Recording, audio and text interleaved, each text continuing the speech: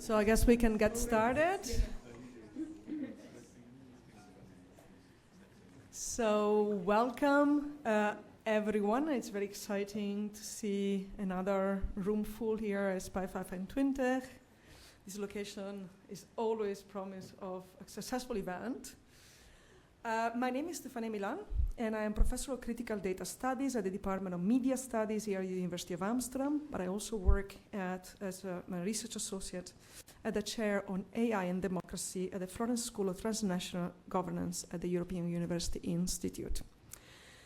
And I'm going to be your host tonight. So I'm going to be, in part, a fly on the wall. In part, I'm also one of the authors of this book that we're going to present here. But I'm going to try to disappear as much as possible because we have a very exciting lineup of speakers.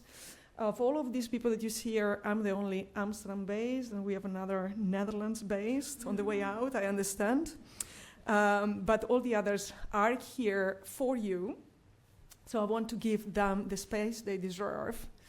The program is going to be divided in a number of parts. I'm going to tell you something in a minute, but bear with us until the end because there are going to be drinks served, which is hopefully not the only reason why you're here, but I mentioned this because it's also an opportunity to then hear more extensively from each and every of these awesome experts here.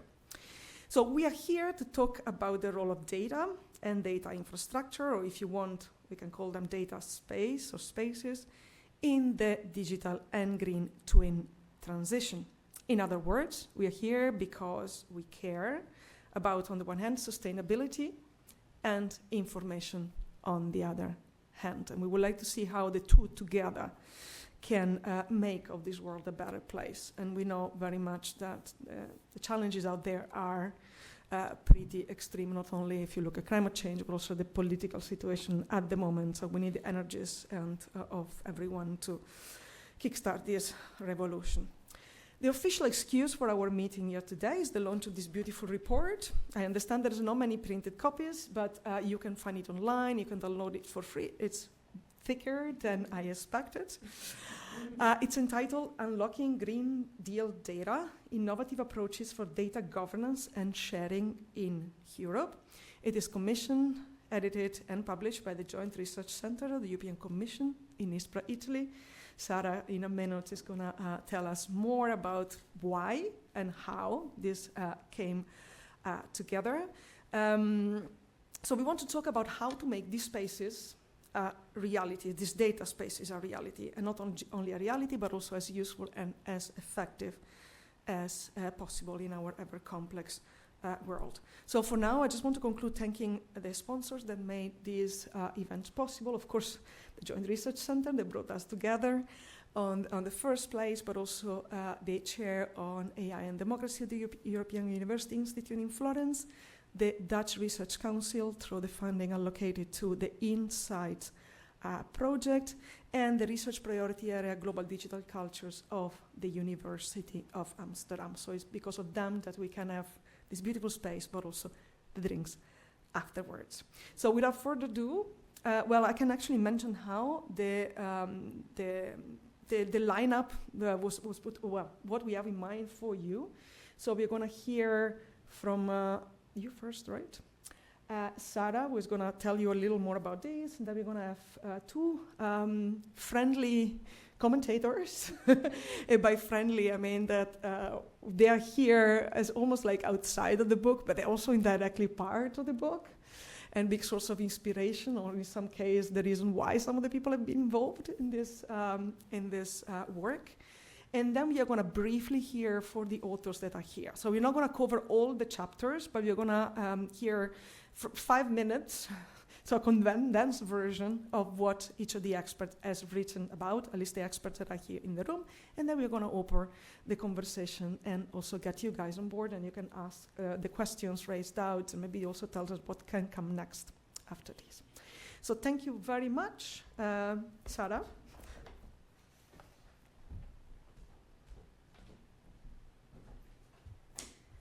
Thanks, Stefania. Maybe we can start with the slides. Perfect. Yes, I will just give you a very brief introduction of why we have undertaken this study. And basically is that data and the digital transition is a priority nowadays in Europe. But at the same time, the capacity to make Europe more green and decarbonize our economy is a huge challenge. So how do we face this nowadays?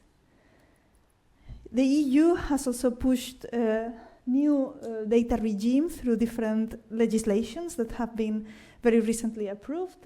Among them, for example, the Data Governance Act, approved in 2022, the Data Act, approved in 2023, that put together different rights to access data, different regimes for new players to enter the data economy, and so on. So we wanted to explore how these different laws that have been newly approved have changed the landscape, and is it really an entry point for a paradigm shift?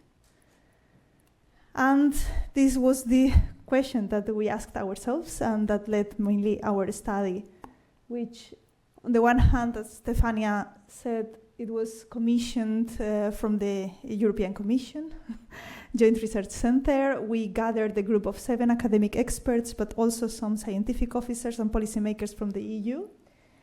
We took as the object of our study the Green Deal data space, which is one part of these big initiatives that the EU has been putting forward. And we had the question of how can data spaces, in this case the Green Deal data space, foster data sharing and use through leveraging the ecosystem of agents or new players in the new regulations, while addressing aspects of inclusion, effective implementation, and environmental sustainability. And these 3 words are the most important pillars of our study. So the people that have been gathered today, or the experts that came to talk a little bit, have been studying these different topics under the lenses of data justice and systemic justice, systemic systems thinking. And this is just an overview for you to know what is going to be said today. Thank you. Now I give the floor to our guest speakers. First, we will have Anna Colom, who is a political and social scientist working at the intersections of democratic processes, data and AI, climate and public health with the Data Tank. And after her, we will have Anna Berti-Suman, who is a research fellow in sustainable innovation law at Luis School of Law in Rome. Thank you.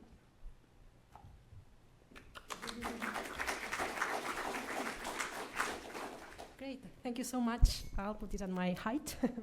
Hi everyone, many thanks for inviting me to speak at this event. It's really a great privilege, so I hope to use the opportunity well. So I'll use it to talk about collaboration, as you can see from the headline of the slides.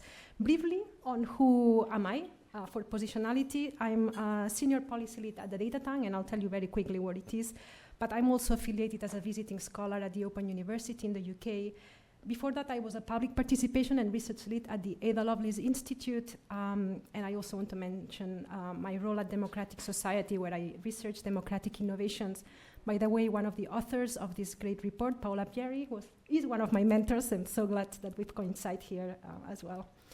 And also a quick note that, sorry, I should have shown the logos of all the organizations, that all the illustrations used in this presentation are made by real artists, commissioned by a non-profit organization called Better Images of AI, who's trying to shift the discourse, using images that are not blue and using cyborgs, but actually trying to depict more tangible realities of data and AI, and they're all Creative Commons license as well. So, okay, briefly on the Data Tank. So we are a non-profit, a think and do tank. We are registered in Brussels, and we do research on governance and business models for data reuse. We provide also training on data stewardship, and we do policy engagement to just help to contribute to make the many EU regulations that Sarah was mentioning implementable, and yeah, just helping them come into force in ways that are possible. So let me get straight into my points. So today we're really lucky to have the authors of the report. So I'm not going to talk about the details of the report because they'll do a much better job than I will do. But I just want to zoom out a little bit to provide a bit of context that hopefully helps to understand the importance of this report. So what I'll do is I'll start by trying to make sense of, as Stefania was saying, this difficult present that we're in today, and what it means for data reuse and for the Green Deal data. I'll then briefly also mention some potential pathways for the way forward, and finally mention also briefly some of the many important insights of this report and what they mean in this context that I'm going to present now and how to relate to these pathways. So yeah, let's get started. Firstly, looking at the challenges that we have today and trying to make sense of this difficult present. So first of all, we have a power imbalance problem, which is related to who's deciding what at the moment. Of course, it's a very concentrated power in terms of big tech, but we know power likes power, and we can see what's happening, for example, in the United States, and I'm not going to say anything else about that, other than begging the question of, who's holding the data at this moment, what is it being used for, and who's deciding that. Another big challenge, and of course it's very related to this, is about the narrative. Who's telling us what at the moment? And it's still very much driven by technological determinism and techno-solutionism because of this concentration as well with the big tech, and because it's a narrative that's very convenient to these players. But of course, this also asks, it begs us to ask the question about, who's telling us what about data? What value does it have, and for whom? How do we think about how it should be used, and who should be deciding that? So another third problem of the many that I want to emphasize, and I promise it'll get more positive soon, is the threats to democratic resilience and human rights. We see weakening institutions, the integrity of our information ecosystem, social connections, and our self and collective determination, I think, are being affected. And this is prompting questions such as, who do we trust these days about data? How are decisions being made or even contested? How do we collaborate together, and for what purpose? Who is represented by the data? Who is it being harmed? And what potential benefits remain locked or serve only certain groups? And finally, and the obvious one in relation to Green Deal and the Green Deal data, is the planetary resilience under threat. We've crossed 6 out of the 9 planetary boundaries. We are on our way to cross the 7th, which is ocean acidification. So, how long can we wait before fully unlocking Green Deal data, and what types of data are relevant to the Green Deal? So just to end that section, a quote by Trevor Jackson, professor at Berkeley, United States, who looked at the convergence and divergence between capitalism and democracy. And I like this quote, saying, "Capitalism is predicated on atomized individuals, democracy on shared publics." And on that note, the shared publics, I think that's very important for the report and the points that I'm going to make next, which is about what can we do and how should we do it. So just very top level overarching 3 points. First, I think we need to reclaim our agency to collectively envision and build the societies that we want to live in. And that means also how data is being used and governed. Second, we need to protect and build resilient democracies where spaces for power sharing and for collective, inclusive decision-making are both embedded and can also be claimed. And that means, including people, communities, civil society, small and medium enterprises, all type of stakeholders in, co-designing and monitoring policies, processes, and spaces for data reuse. And finally, building collaborative ecosystems of transparent, accountable, and inclusive processes and policies. That's where the data space is coming as well. And that includes robust governance models for these data spaces and for how data reuse ecosystems are being created and run and monitored and held to account. From small data cooperatives to bigger transnational spaces like the Green Deal data space, for example. So just to end, in terms of situating this great report, very comprehensive in this context, just some points that I identified within the different chapters of the report that relate to that.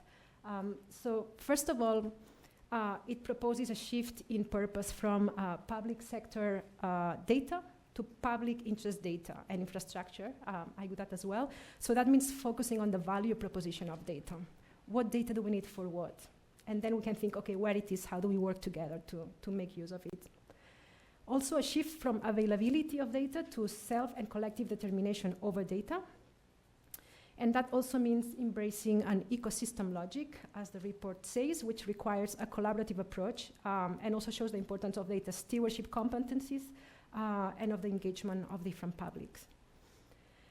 This also means diverse and value proposition-led governance models, and related to that also business models. How do we sustain these ecosystems, which is a big question, and I think throughout the report, but especially one of the chapters tries to focus on that and how to sustain them. Another key point, a shift from availability of data to self and collective determination of it. Knowledge. Knowledge and learning. So really we need to know what's working, what's not working, what's out there, who's already doing that, what data cooperatives, data collaboratives exist, and how are they being sustained. We really need more examples, as also the report mentions, and already is doing great work in that direction, of what's working and what's not working, and what it means in tangible terms, really, to build these spaces. And finally, being led by data justice principles. So, I really like the data justice ecosystem approach, which we'll hear more about soon from the authors. But, it means understanding data in socio-technical terms. We need to remember data is context-based, is relational, it's not only individual, but also collective, which makes us think about consent processes and how relevant they are today in the way they are working now. And data has social consequences. And also ensuring that, no one is left behind, no one and no place, so which really cannot be done without involving a diversity of stakeholders. So yeah, I think it's a really great report worth spending time with. And I'd like to end with this quote from the authors of this paper, which despite being in a datafied society and only talking about AI and AI will solve all our problems, in reality, I think that the future demands a place for meaningful human-led participation. So yeah, thank you so much.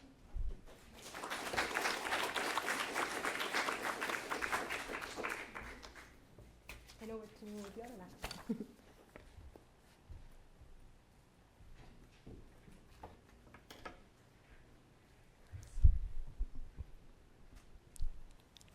Good afternoon, everyone, and thank you to all the organizations that made possible to be here together this afternoon, both online and in person.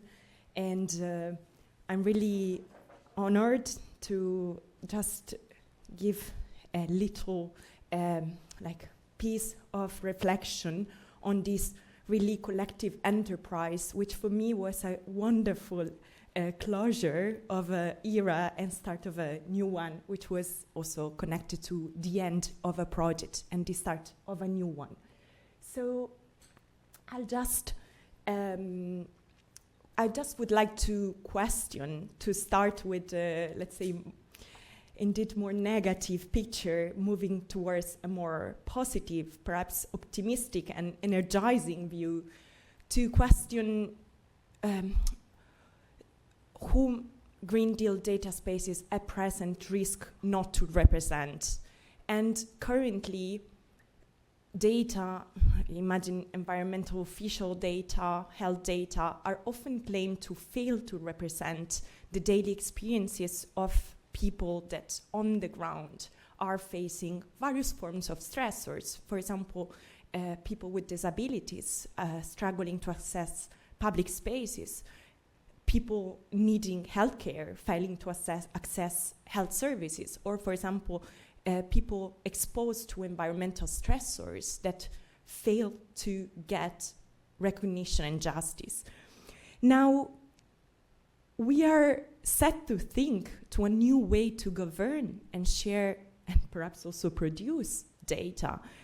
And in the report, I really praise the claim to make this data and especially the spaces where these data are produced, shared, represented, more inclusive, accountable, and fair. Therefore, it's particularly important to include the experiences of the so-called marginalized knowledge from the margins.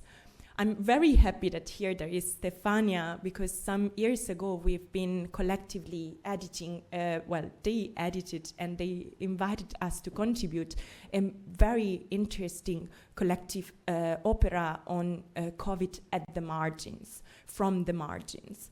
The experience of a pandemic from marginalized actors. And this had a strong emphasis also on the data around COVID, the data that was invisible and the data that was instead forcibly made visible. This connects a bit to the lens, the theoretical lens, that I would like to pose perhaps as a spark to the author, which is that of epistemic justice. So how can we strive to make the spaces where the data are shared truly inclusive, not only of the actors in terms of their physicalities, occupying spaces for participation, but really to have their knowledge included in the decisions that matter, that shape our lives.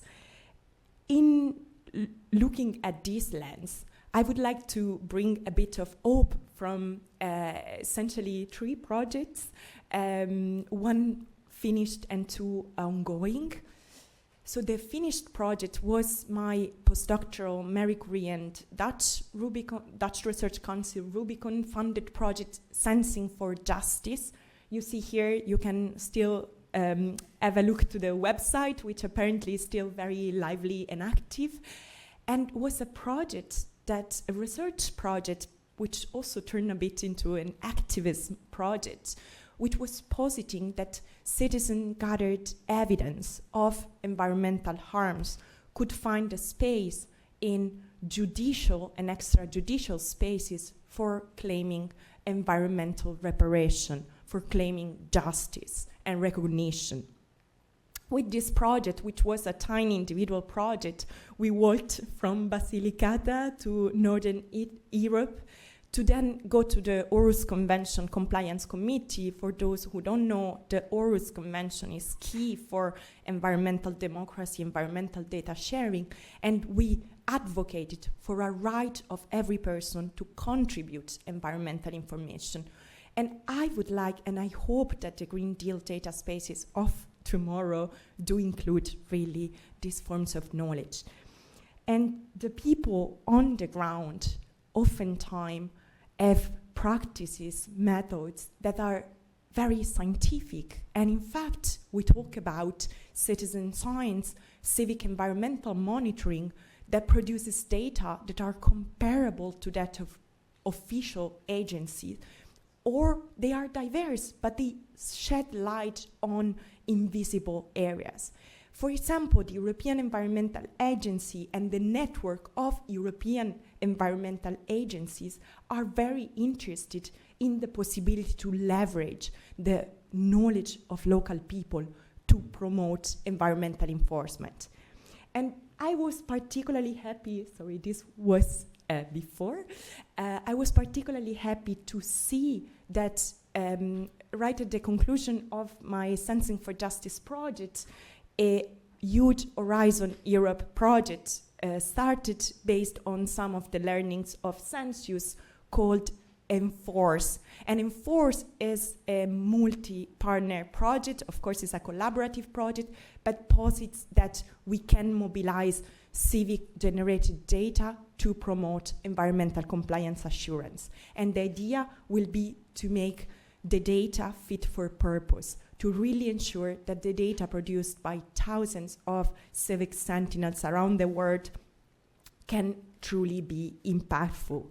And if you're interested to see more about what is a daily life of a civic sentinel, I'm also really amazed by the power of art in this discussion. And here a really brief graphic novel, also open source in 4 different languages, on the story of a civic sentinel and on the power of sensing for justice. To conclude, I would also like to mention a project that brings this idea of the right to contribute to a next level, opening up the standard setting arena, is the Inside project with Stefania Milan mentioned it. It's an NVO-funded project which posits that we can and should engage civil society in participatory standard making in different fields, from 5G to cybersecurity to DGID. But the concept is still similar: to recognize people's knowledge, agency, and abilities in shaping not just the participation spaces, but really the outcomes, to ensure that the outcomes are truly epistemic diverse and epistemic representative. Many thanks.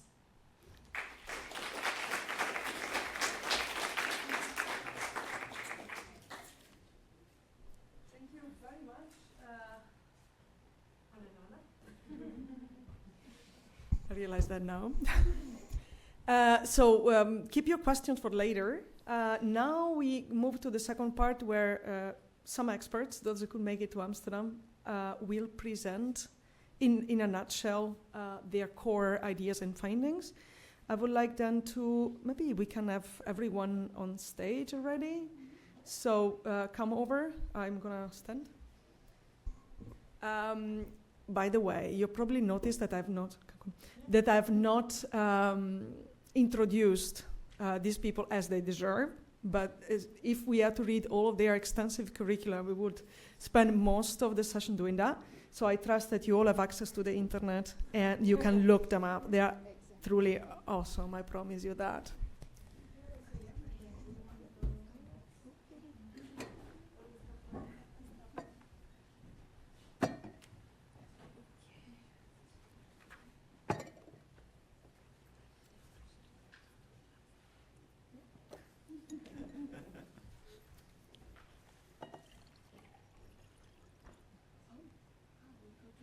Okay. Hi, everyone. I'm Siddharth D'Souza, and I'm at the University of Warwick. And I'm one of the co-authors of this report.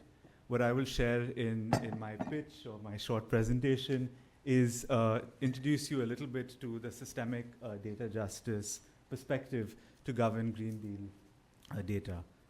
So when we think about systemic data justice, a few aspects come to mind and which we wanted to highlight. The first is we wanted to emphasize aspects of equity, of accountability, and a fair representation. We wanted to look at a shift where we don't look at actors as individual and discrete and working on their own, but rather look at how they interact with each other, how they're interdependent with each other, and as a result, also take into account what a data ecosystem as a whole is. In doing so, and as Anna shared, we were interested not just in thinking about how data is made available, but we were also interested in how data is used and in terms of who uses it, how they use it, and what does this actually mean in terms of frictions and digital inequalities that exist within a digital economy. As a consequence, one of the things that is central to how we think about systemic data justice is also the aspect of the concentration of power. In terms of who holds this power, who holds this data, and what consequences this has, as Anna Suman mentioned, for justice, even from an epistemic justice and injustice lens. So as a consequence, we were also interested in thinking about this data ecosystem in terms of power hierarchies that emerge. Some of the ways in which the systemic data justice lens applies to the kind of work that we were doing was in terms of this shift between thinking about data as public sector data to public interest data. And this is because we were interested in focusing on thinking about data in terms of, and when we apply this lens, in terms of what does it really mean in terms of how we envisage data as a concept. Is it something that has only an economic value? Does it have further values in terms of social relations, in terms of labor, in terms of extraction? And can we actually address some of these challenges to ensure that we are able to ensure a level playing field between actors? The other aspect that this report seeks to address is that we were interested in thinking about who actually holds value and who can actually produce what is considered to be valid data. So there is also a shift in terms of thinking about data, not just from the public sector, but also from citizen-generated data and also data from the private sector. All of this places an emphasis on the fact that we are interested in thinking about this in connection to the motivations for the Green Deal, which is that no person or place is left behind. The second aspect that I want to briefly emphasize is talking a little bit about this data ecosystem logic and what does this actually entail. So it entails asking the question of who is really part of this data ecosystem, who is a data producer, who is a data user, who funds, who plays the role of an intermediary. We are also interested in thinking about, as we mentioned, in terms of looking at power hierarchies, to also look at capacities. And what do these capacities really entail in terms of thinking about questions of statistical capacity, data literacy, human resources. One of the things that we wanted to highlight is it is important not just to have data standards or interoperability standards or data access standards, but really locate these standards in terms of what it really means in terms of how this enables use. And what does this actually mean, not just from a supply perspective, which is that these standards exist, but also from a demand perspective that people are actually having to use such regulation in particular and often differentiated contexts. And then finally, one of the things that I want to quickly end with is when we are thinking about usability and when we are actually thinking about how to ensure that we pay attention to this data ecosystem, what are the conditions that exist for participation? So paying attention to not only the fact that there are technical considerations when it comes to data collection, how do we create conditions for data use, how do we ensure that data processing may result in differentiated standards across EU member states, and also how do we ensure that we move not just from paying attention to the FAIR principles of ensuring that data is findable, accessible, interoperable, and reusable, but also move to paying attention to care principles that look at questions of collective benefit, that look at questions of autonomy, and that look at questions of ethics and respectability, so that we ensure that there is attention paid to how people interact within such data ecosystem logics. Thank you.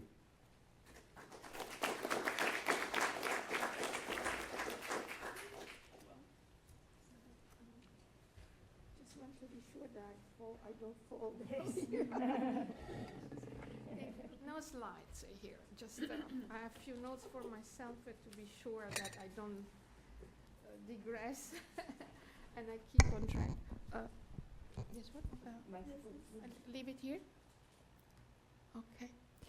Well, the last point in the slide that Siddharth presented is very much related to what I'm going to talk about and then over the next 5 minutes, which means incentives and disincentives to share data.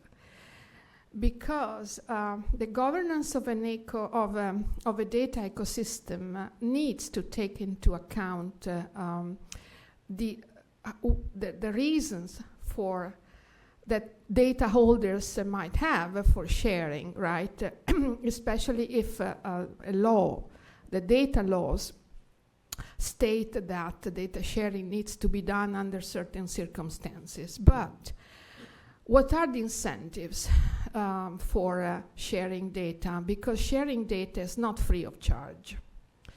And companies, organizations, individuals need to incur costs anyway, and maybe also overcome some organizational hurdles in order to cover to share data.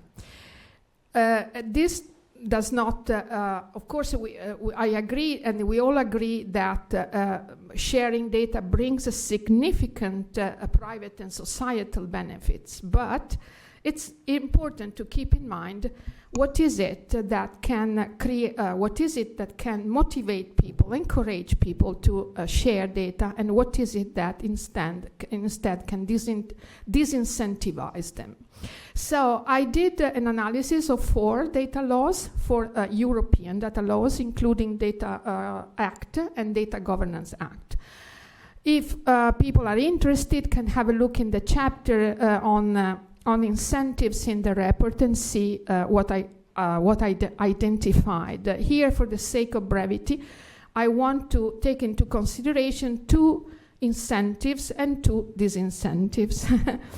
And for example, one incentive, according to the Data Governance Act, is the role of the data intermediaries, the data intermediation service providers. I don't know if you have read about them, but anyway, these organizations are supposed to be neutral, so separate legal persons, and also so the neutral and structurally separated from the parties that they need to connect in order to share data. And another important thing is that they are not supposed to intermediate data for profit. So this is supposed to, the role of intermediaries, data intermediaries, should develop trust, you know, and also develop some voluntary mechanisms, because these data intermediaries can certify that they have the characteristics that the law requires in order to perform their job in a legal manner. Another important part, which is probably what you think about when we talk about incentives, is the financial compensation. All the laws that I included in my analysis include some form of compensation, which they define as fair compensation. What it means, I don't know, because it's not a quantified sum. But let's say that it is a form of compensation that could be given to organizations to cover, for example, technological costs or other kind of costs that they can incur for sharing the data, producing and collecting the data. And there are other also disincentives. And here I want just to focus on two disincentives. One is that, yes, you might have some fair compensation, which again, I don't know how much it can be, but there are high transaction and compliance costs in order to do what the laws require. And this is certainly a problem, especially for smaller actors, smaller organizations, micro businesses or small and medium enterprises that might not have the resources, the financial, technological, organizational resources to comply with the laws and share data, even if they would like to or if they need to. And this is something that we can relate to justice, definitely. And another aspect is legal uncertainty, which means that there are some provisions in the laws or some terms that can raise questions in terms of interpretability.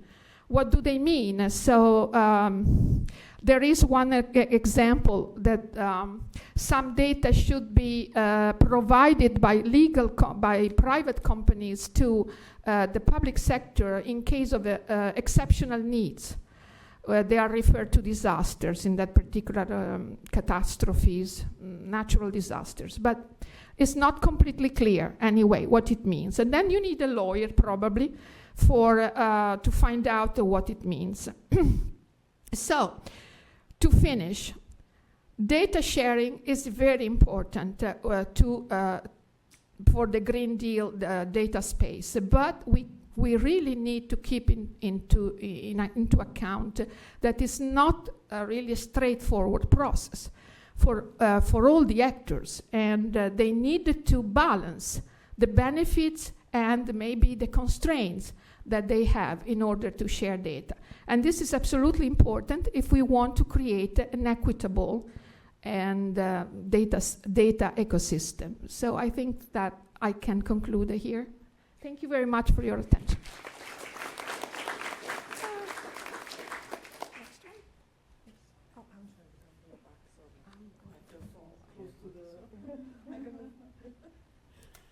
Sorry, the other side seemed dangerous. So, I need slides. Then it's not me. Sorry about that. Shall I? Let's move, I guess. I'm coming next. All right, thank you very much. So it's me. I actually didn't have the program with me, so I should have looked at that and should have come up. So yeah, thank you very much for having me. I'm Angela Daly from the University of Dundee in Scotland, UK, and it's really great to be here with you all. So the contribution that I made to this report was around business practices of sharing data. So in case it wasn't very clear already, I think it was very much implied.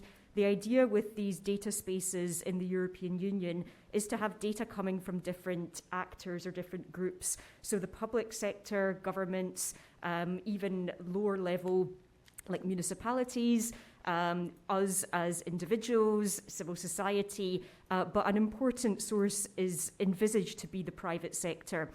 So the idea with data spaces is that all this data is going to be pooled in large pools, I guess, of data, and then can be used for various purposes. However, who actually would want to be involved in the Green Deal data space, particularly from the private sector, was one of the questions that guided my work, and also what challenges and opportunities there are to involve companies. Now, already there are some companies who are using things like geospatial data under the Inspire Directive and open data from government agencies under the Open Data Directive. But a large kind of group of actors, big tech, are envisaged to also participate in data spaces in general, but also the Green Deal data space in particular. And they have, I'm sure we know, lots of data about everything in some quite problematic ways. But we need to, and that therefore needs to be taken into account when we are looking at equitable ways of managing data spaces, as well as the incentives and power imbalances that there may be for such companies to want to participate or to participate. So my contribution looked at some of the examples of businesses that already share data with the public sector, with other businesses, and with individuals. And there are both voluntary and mandatory ways in which these businesses share data. Just to give an example of a mandatory way, I mean, for instance, because of regulatory obligations or other forms of legal obligations. The General Data Protection Regulation and data protection for personal data, in that there is a right to data portability. Has anyone actually exercised it in here? No. Okay. Well, in short, we actually all could exercise it. We have the right to ask if our personal data has been collected, let's say, by WhatsApp or TikTok, we have the right to ask for that data so that then we could take the data to a rival service. So that would be an example of mandatory data sharing. However, what there so far are not, aside from a few mandatory obligations, very many for private sector organisations to be involved in something like the data space. So really what we're looking at are voluntary examples, of which there are quite few, and this is viewed to be one of the main challenges or barriers to an effective data space as they are envisaged. So in terms of, to summarise the opportunities and challenges for private sector data involvement, well, clearly the profit incentives or lack thereof, it could be an opportunity or a challenge, but so far the private sector has participated in voluntary data sharing when there has been some opportunity for them to make profit, which I'm sure is not a surprise to anyone. So if there is a way of making profit, that can be an incentive, but it's not entirely clear how that might pan out in something like the Green Deal. In some other areas like health, where there's actually the first data spaces in health, and it has been quite controversial in many ways from a privacy perspective, there are clearer profit incentives for private sector organisations to get involved and get access to public sector data and pool their own, but not so clear in some other spaces. However, aside from the profit incentives, some companies have also shared data from a corporate social responsibility perspective, particularly when there have been circumstances of emergency, such as the COVID-19 pandemic, but also environmental emergencies as well. And so leveraging these opportunities, particularly in the context of the Green Deal, and the fact it is supposed to deal with climate change, which is increasingly an emergency and a kind of societal enormous challenge, is perhaps a way of leveraging corporate social responsibility. Also, organisations to boost their own reputation and trust with the public sector and with the public more generally have shared data. But this actually cuts in various different ways because private companies can also lose trust in how they share data or don't share data. And what I'm thinking of is the Volkswagen emissions scandal, in which private companies have sometimes shared false and fraudulent data.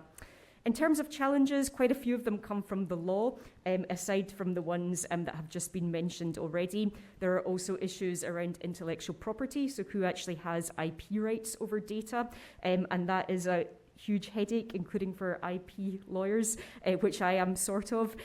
So that sometimes it's not even clear that the private sector organisation holds the relevant intellectual property rights over data that it might hold, if that makes sense. So unpicking that is a big challenge.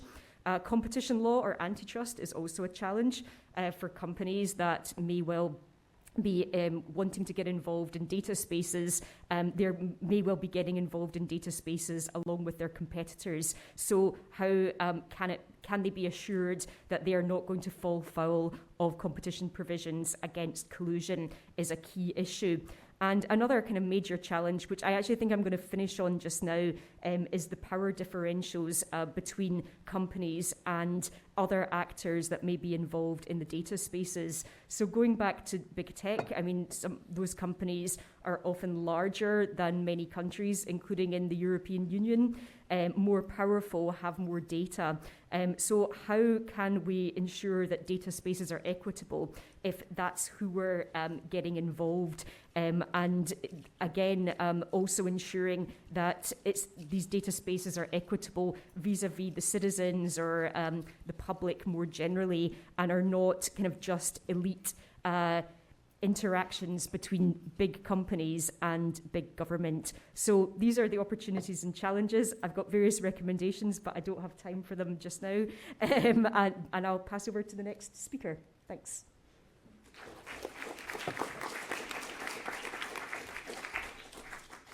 Thank you so much. I hope that's the right slides now. Let me just check that. Yeah, it's me. So thank you, everyone. Thanks for Stefania Milan for the invite and for the organizing, and of course JRC for the opportunity for us also to get together and work on this report as experts from different fields. I'm Paola Pieri. I'm based at the University of Applied Science in Bern. And my chapter that I worked on is the one on data altruism and the Green Deal data space. And it aimed to contribute towards a better understanding and perhaps future improvements of this idea of data altruism, specifically for environmental data. So the concept of data altruism is fairly new, and it's been introduced by the Data Governance Act in 2022. And it aimed to increase the opportunity for subjects beyond the public, so private subjects, including citizens, communities, but also private companies, as we just heard, to contribute to data sharing through new practices and for the benefit of advancing the public good. Through this model, the Commission attempted to achieve two main aims. So the first one, on one hand, to recognize the work of the many organizations, non-profit, that were already and for a long time working on data sharing, trying to facilitate data sharing mechanisms in different fields, and which were not falling under the regime of data intermediation, what we were hearing a little bit before from Marisa. On the other hand, this idea, this concept, this framework of data altruism is trying to address the problem of trust on the part of private actors towards data sharing practice by creating this EU register for so-called recognized data altruism organization. Now, the potential for data altruism, for this new model, for environmental space in the environmental space, I believe is actually quite huge. Because digital data are central for the advancement of the Green Deal objectives. We might use data to better plan, to measure if we are making progress actually towards the Green Deal objectives. Environmental data is also quite a varied type of data. In the chapter, I take, following from other scholars as well, a very extensive understanding of what is actually environmental data. And this data is collected through a lot of sources. It could be satellites, it could be during production and supply chains, through production and supply chains, but also through Internet of Things, connected devices, and of course other sensors, which will also include citizen science initiatives. But studies that have been made on this specific type of data, so the environmental relevant data, actually prove that this data is very much locked and owned mostly by private corporations as a valuable resource for them to build competitive advantages over other companies and, of course, towards the public bodies as well. So the ambition, I think, of connecting this data altruism framework with environmental data are big, are significant.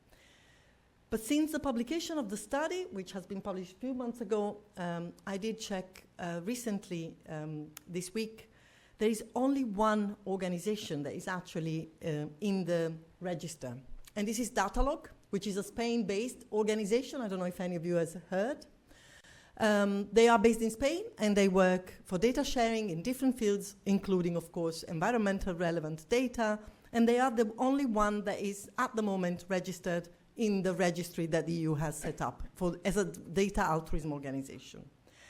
So I believe, in my opinion, this raises questions about what might be needed to make the potential of the data altruism model actually a reality, which is something that I've been focusing on in the chapter.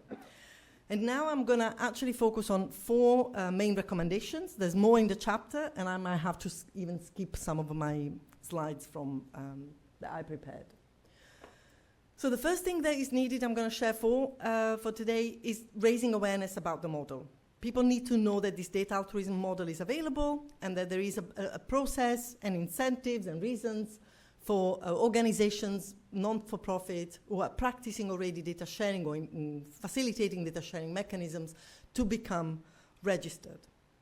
With the uncertainty that is present at the moment, it's very difficult to increase the adoption of this model for the future. And the Commission is working right now in a very collaborative way, or at least they're trying to co-design a rule book that will actually details a lot of technical specifications, including legal specifications for what does it mean, what are the implications for an organization that becomes a data altruism organization. Some use cases need to be developed, also kind of speculative use cases. How might these data altruism organizations operate and what different support they might need? How is it different, for instance, if an organization decides to work just with the data that is available? They collect everything, and then they look from the data they have, okay, with this data, I could possibly do something in the field of, I don't know, water pollution.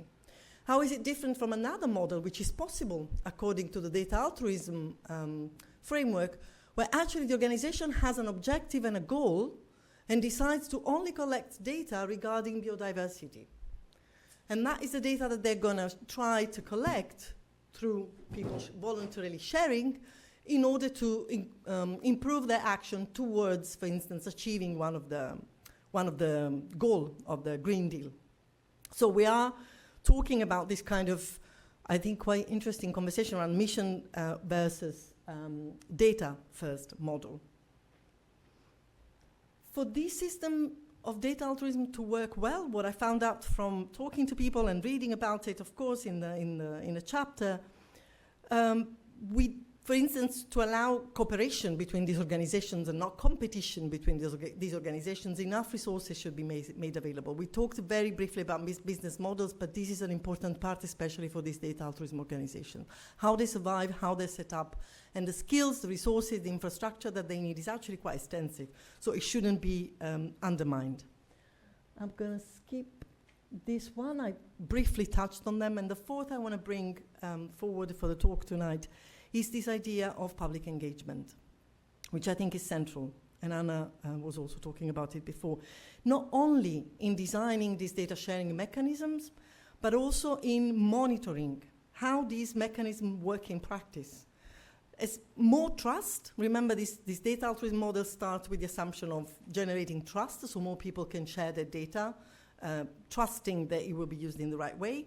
So maybe more trust can emerge over time from a system of public accountability that could ensure that the data that we share is really used only and truly in the public interest. Thank you so much. I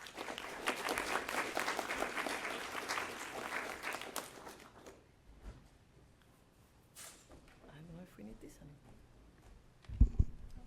Now it's me again, I think, but I need... Thanks, sorry. I was using my computer, so I felt very lost without a screen. So I'm going to pick up where Paola left on the issue of public engagement. And I already used a lot of my screen time, so I'm going to try to be very brief, also because probably what I talk about is something that is already familiar to most of you. So these are data that are generated by us, by citizens, whether expert, but mostly non-experts, whether analog or digital. And we do believe that this data should have a space and recognition and proper setup to really be fully used and reused and produced in the European Green Deal data space. So how? Well, I end up with very brief policy recommendation, but I want to start from defining what we talk about when we say citizen-generated data. So it's data that is created, collected, analyzed, reused, or disseminated by non-specialists, sometimes in collaboration with specialists, like Anna earlier was talking about the Sense in Justice project. That's exactly what they did, but sometimes it's simply people that decide in their own accord that they want to change reality or policy and make a problem evident to policymakers by collecting data. Sometimes, usually, especially these days, we see that this data collection and reuse is facilitated by new technologies, but we have also very good examples of analog data, and they are by no means second-class data. They are usually not for profit, but not necessarily. And they try, or at least the ambition is to adhere to ethical and guidelines and privacy protections that respect also the fact that these data originate with the citizens themselves and are supposed to represent usually citizens as well. In order to make this a little bit more palatable to policymakers, I try to chart what is the life course of citizen-generated data. And I used verbs because I wanted this chart to be action-based. So verbs are, in general, action. So it's a bit complex. We don't have to go into all the details here. But on the left-hand side, you have the sort of production, so how data come about. And then the right-hand side of the screen is that you have what do we do with data. So we can, for example, deploy it for data for policy making or accelerate data for development of solution, but also activate data, for example, for self-empowerment or for empowering others. Let's not forget that data is information, and information is ultimately power, right, as they used to say. But now, all these beautiful, colorful tiles can only come to fruition, or in the best possible manner, if there is what is up there in gray, the enabling environment. So what is the ecosystem that facilitates the production, generation, but also reuse, and all of that, the action verbs of data. So that's what my contribution is focusing on. And here I have some of the core factors that contribute to this enabling ecosystem. Of course, financial resources. I mean, we said that most of these data are in the non-profit domain, but not necessarily. But to keep and store and sometimes also generate the data, you actually need infrastructures often. So we have to also have to make sure that people are empowered to engage in this data collection.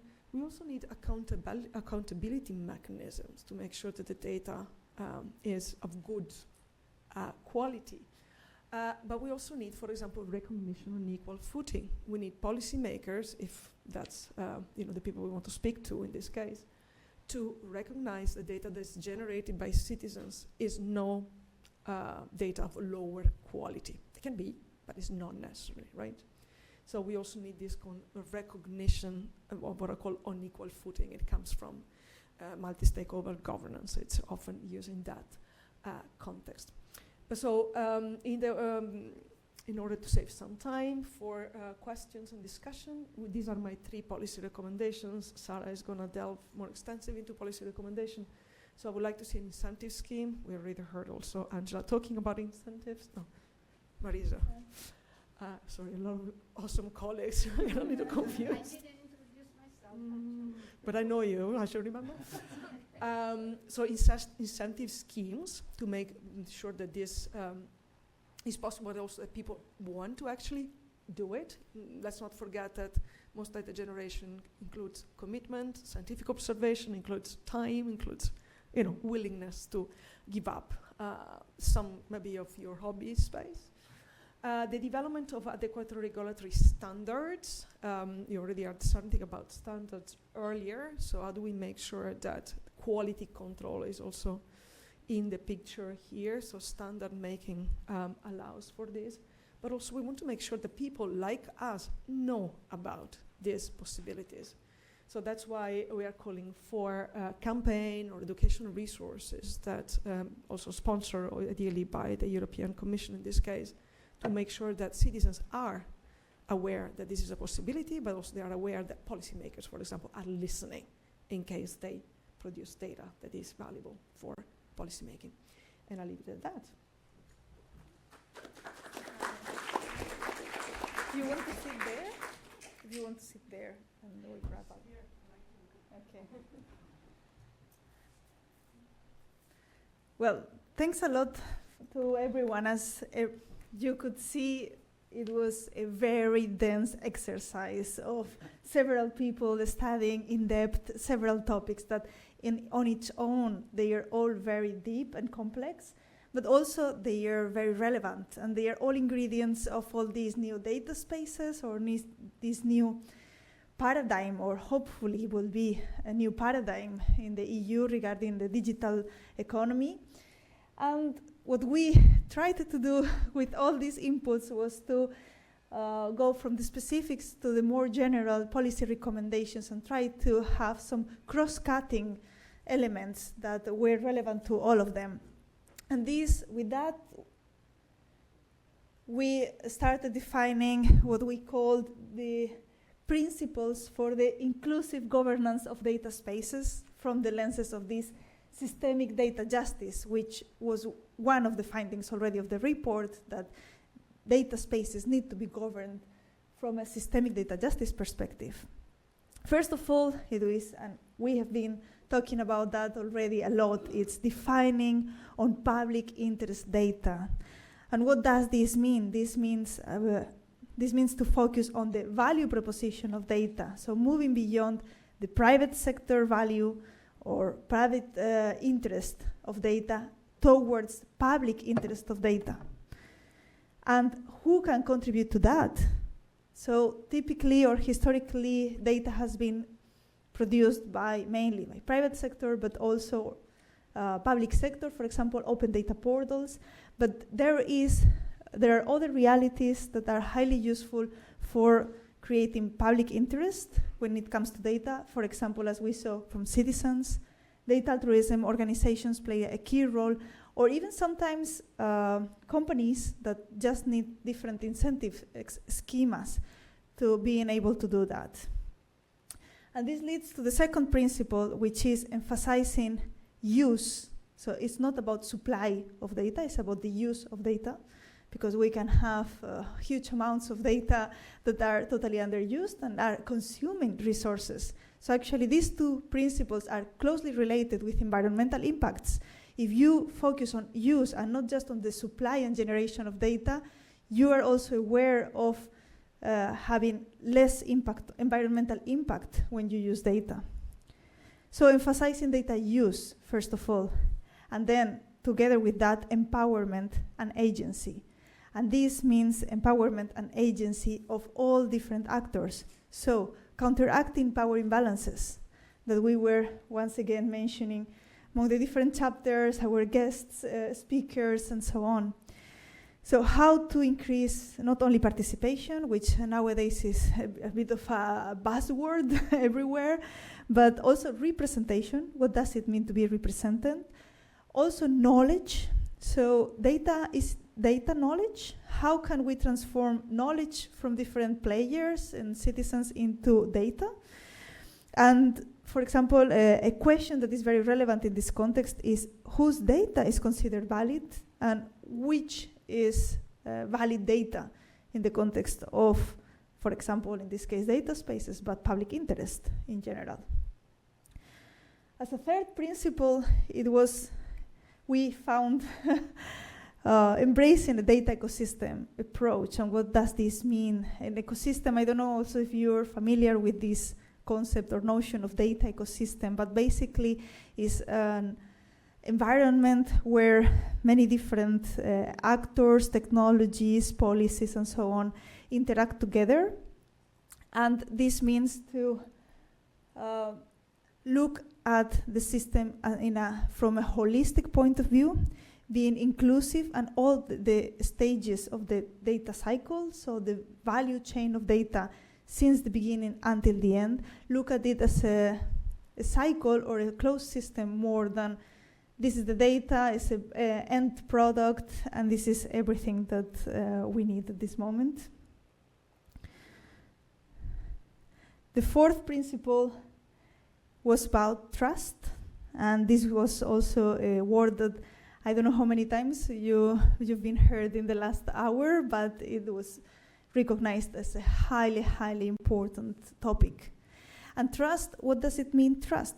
Trust, we identified it as a dual reality. On the one hand is trust in the process. So me, for example, as a citizen, do I trust that a company or a data altruism organization or a government that are gathering data from me or I'm donating my data are using the data in the correct way? So do I trust the process the data is used? But we need to address that problem, right? Otherwise, we just continue producing data and that is never used for the public interest. But then on the other hand, is trust on the data itself. Is this data valid as knowledge? Is this data representative of the reality? Is this good evidence for the problem I want to address? So it's trust on the process and trust on the outcome, on the data in itself. And then lastly, balancing central and decentral mechanisms for governance. So this means, yes, we need to empower a way more decentralized way to govern data spaces. So this means from the bottom up. But we also need to adhere to common governance principles, to common vision. We also need the inclusion and the participation of institutions at all levels. How this can be done and what is the best way to do it. So I close here. I closed from our side to open from your side if you have any questions, and invite again Stefania, that is our dear moderator for this part of the session, and encourage every one of you to raise questions or contradict us. I see already a hand raised, so Stefania, so yours. Thank you.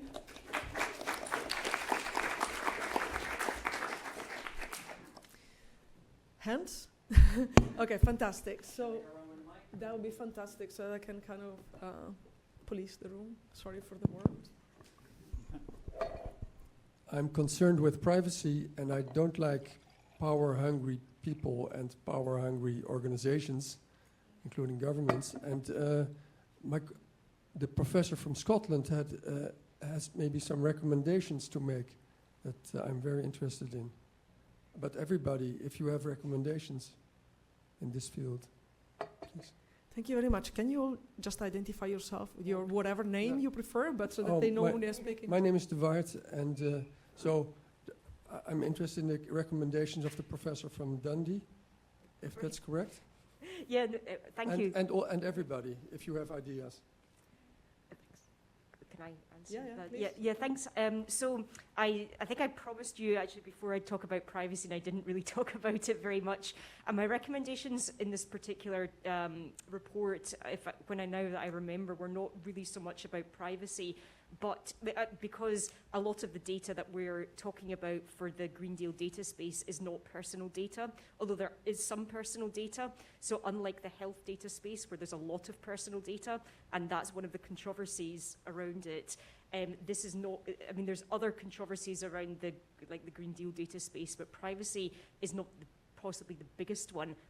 But that being said, I do think that ensuring that data is properly protected, if it is personal data, is obviously paramount. And I think that there are, and for all of these reasons, also instrumentally to ensure there is trust from the public in what is happening. And that's kind of, I did end maybe a little bit cryptically in sort of saying, well, you know, we need to make sure this isn't an elitist affair. But I think that's really key to actually ensuring that there's sort of democratic participation and support of these kinds of endeavours. And if that is not possible, then maybe these kinds of things shouldn't actually happen in the first place, which is my perhaps controversial opinion. But I think there needs to be a much bigger and more serious approach to things like public engagement, as Professor Pieri was talking about. But that costs money. And some governments in particular are not really, they like to pay lip service to public participation in this kind of decision making, but for various reasons maybe don't actually fund it, or there still is a push for political and corporate elites to make decisions, kind of ignoring what the public actually want, or trying to kind of public participation or engagement is putting forward, particularly something in the area of we need all your data to do research on particularly medical research, and we must do this, so you must give us your data. And I see that approach very much in the health sector, and I don't think there's enough of a genuine attempt to actually listen to what the public wants, and especially over issues like privacy. So in short, my recommendation is let's do some genuine public engagement, and let's actually listen to what the public what their issues are, what their fears are, and maybe not do certain things on that basis. But that is not a very politically popular approach at the moment. Thanks. Maybe I have just one comment. Can you hear me? Yeah. Yes. Speak close Well, to the mic. by the way, I introduce myself now. My name is Marisa Ponti. I work at the University of Gothenburg in Sweden. And what I would like to say is simply that when I was working on my chapter, I realized that it's a pity that I'm not an antitrust lawyer, honestly. This is probably what I would like to do, because I think that you are talking about power-hungry organizations, and there are quite a few in this world and are becoming hungrier and hungrier, I would say. Also thanks to different types of governments that now we are going to have also in Europe, and now what's happening in the United States. And I think that the role of the antitrust competition authority is becoming really, really crucial at this point in time. It's always been, but I'm not an expert in this, but I recognize that they play a super critical role nowadays. And although I agree a lot with what you're saying, Angela, and I'm also in favor of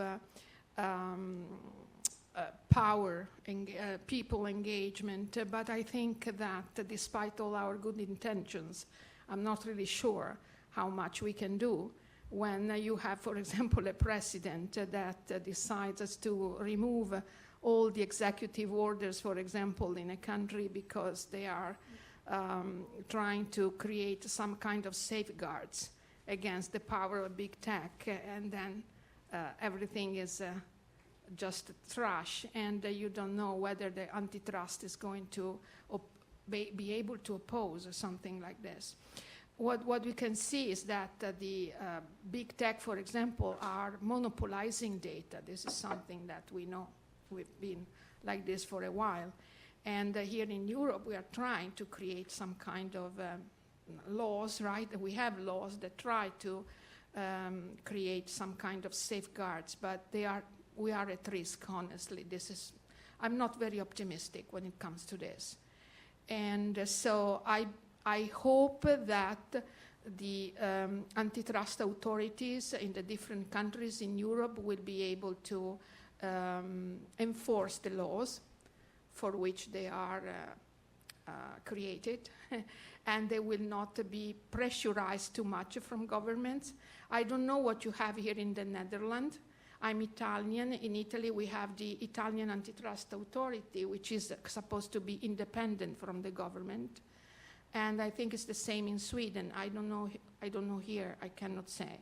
But I think that these authorities play a very super critical role for our freedom, honestly. And I hope they can continue to do their job. That's my opinion. Yes? I agree with your opinions.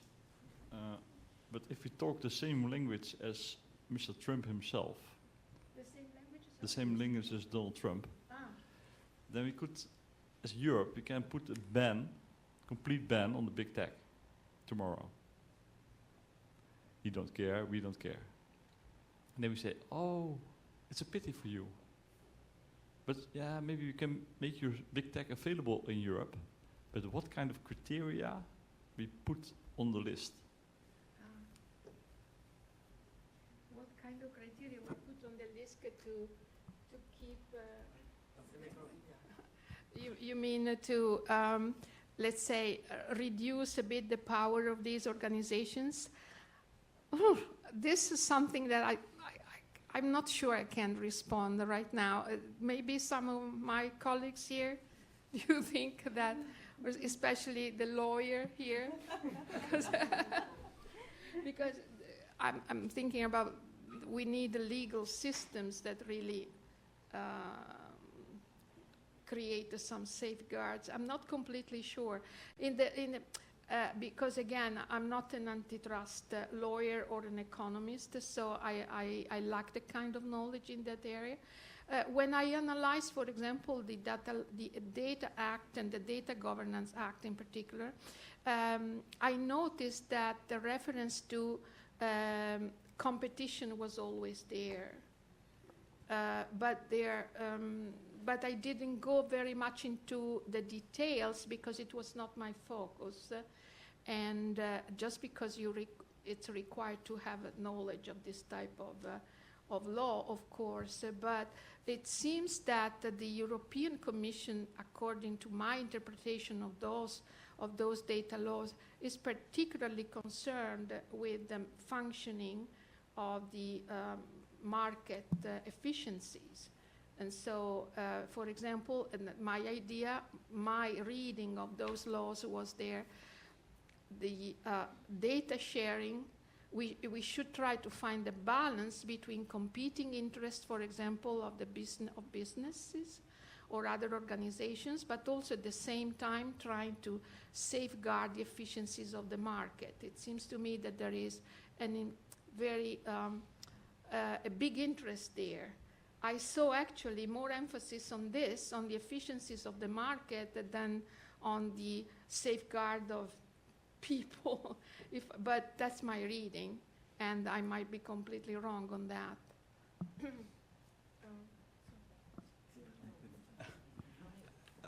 No, I like your idea of abolition and of ban, and I think one needs to think about what that opportunity really offers. So if there is a ban or an abolition of big tech, who does it really benefit and who does it affect? And I think to me, I think one of the questions that also this report is trying to do by taking on the systemic data justice lens is to identify what are the kinds of hierarchies that exist in terms of creating these spaces for domination by certain enterprises over others, whether it is in terms of the control of infrastructures, whether it's in terms of the control of the market. And I think, whereas, as you said, it from the point of the state or from the European Commission, it may be difficult to ban. I think the idea of refusal and the idea of abolition, as you suggest, is already one that exists within civil society organizations that argue that if data about us is not with us, then how can we actually participate meaningfully in a data economy that serves our interests? So I think perhaps the answers are not necessarily also only from state and state-based institutions, but also looking at what social movements are doing in terms of pushing against this capture of institutions and capture of markets by big tech organizations. So if we also see the capacity, and I think one of both Anna and Stefania spoke of the role of citizens, and also look at other avenues for how we can challenge the use of data. I think that there also remains an opportunity to participate in a process where you can collectivize and think collectively about ways to disengage, even though we're all so dependent on big tech that the possibility for disengagement sometimes also is a privilege. But I think there are starts, and there are starts that exist with civil society organizations across the world. Question, yes, please. We have about, we started 5 minutes later, so I guess we can also go for an additional 5 minutes, so we have in total 8 minutes. Why don't we do both of the questions? Yeah, but I only saw one. What's the other? Oh, there's 3. Okay, maybe we can quickly take the 3 questions, and then we come back here, and then we go there for drinks. Please. My name is Ariel. I am a master's student here at the University of Amsterdam. Excuse me. I have a question that I saw on the second speaker's slide, but maybe it applies to everybody. And it was about how we think of data when we talk about it. And I saw that on the slide there was an idea that it's a socio-technical object or artifact. And I was curious that in your experience, when you work with different kinds of stakeholders, maybe from big companies, maybe from small communities, what differences do you see in how people think about what data is? Its conceptual status or its ontological status or otherwise. And if these lead to frictions, what kinds of frictions are those, and how do you try to resolve them? Let's collect the other 2, and then...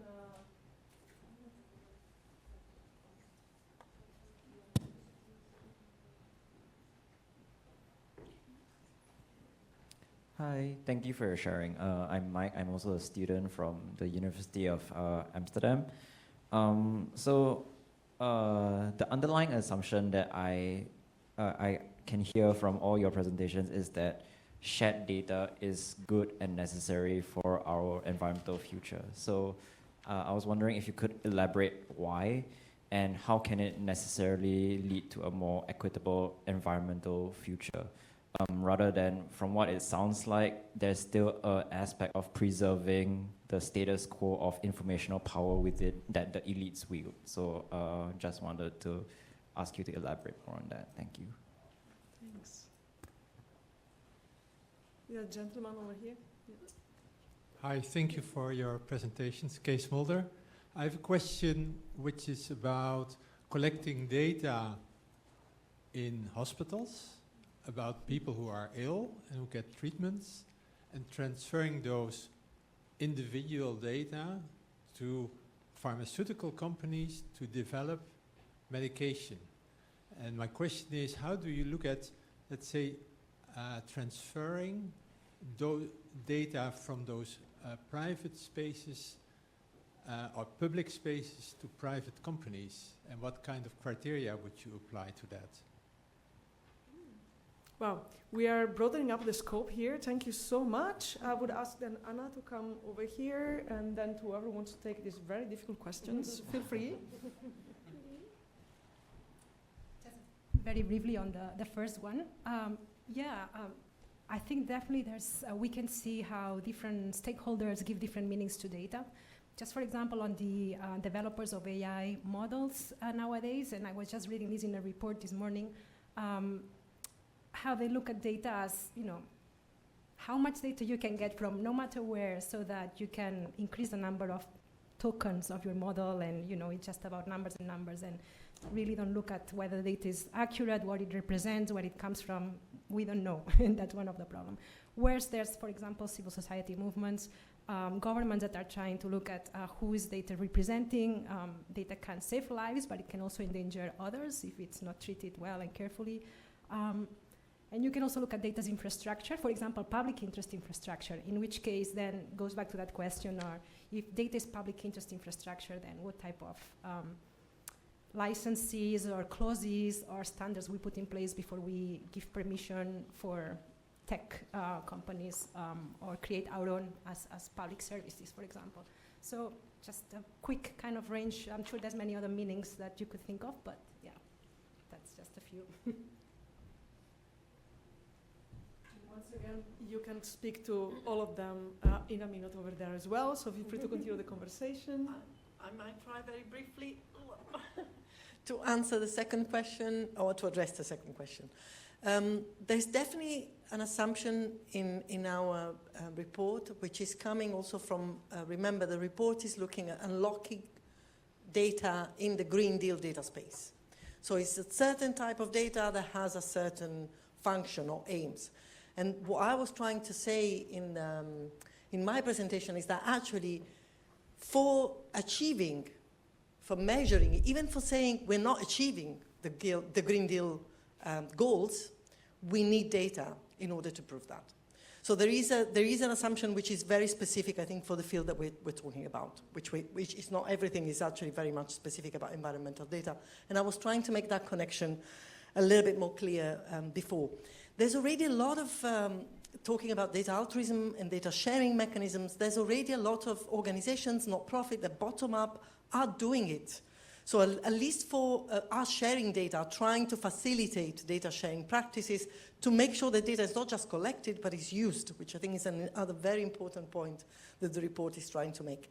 And regarding the data altruism conversation and the chapter that I've been looking at, the idea there is that the Commission is trying to basically not regulate, but somehow to cover a practice that is already happening, which wasn't not covered before. And this is the idea of these data altruism organizations, which are trying to capture a phenomenon that is already there. There's a lot of assumptions about valuing the data. That would be a very interesting conversation. What is the value of the data? Why is so precious that is important to collect, to keep, many want to keep them, and why we're trying to say it has to be shared for the public interest.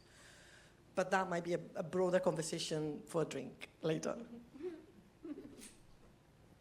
Thank you, Paola. Just to complement also on the second question, it's true that we are continuously saying sharing data as a key objective.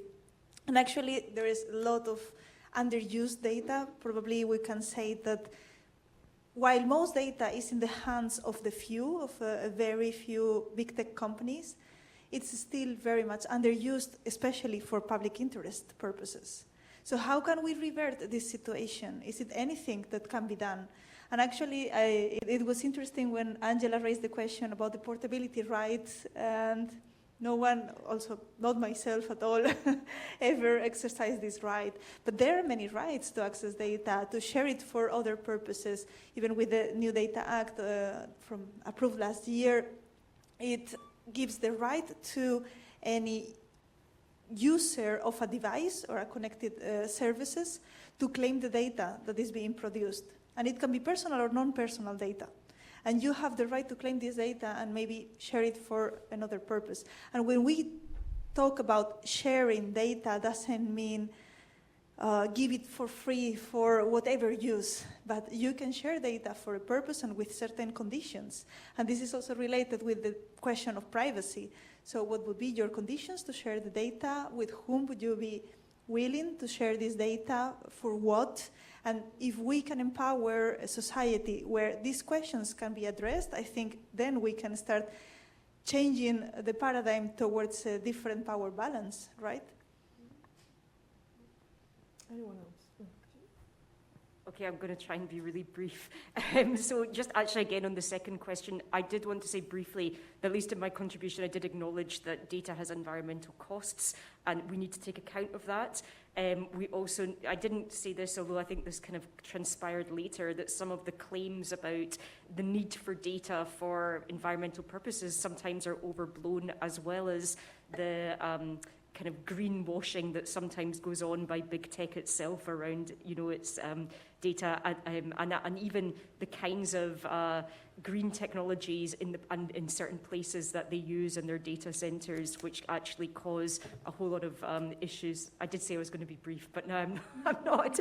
It can cause a whole lot of issues to kind of local communities. So anyway, I think we need to kind of see all of this and not just kind of accept that more, and I don't think we do actually accept that kind of more data, the merrier for environmental goals. I think there is a more nuanced approach to it, but it's one that I think we need to be very aware of. And just with regards to the third question, like I say, this work didn't look at health, but I actually wrote a whole other report on your particular issue about how this was actually for the Scottish Government, around how health data, well, it is used already by the private sector for those kinds of purposes. Not necessarily that many people actually know this happens, and how could that happen in a more broadly consensual way, and also could the benefits of those innovations be shared back with the public in a better way than they currently are shared back, quite frankly, which at least in the UK is a slightly lower price for those pharmaceuticals or treatments or devices that are produced, rather than, for instance, shared intellectual property over them. Although that wasn't one of the things that we explicitly recommended because there was not consensus on that point. But anyway, we could talk more about that over the drinks, but that's a huge issue, and I don't know that many places that do it well, frankly.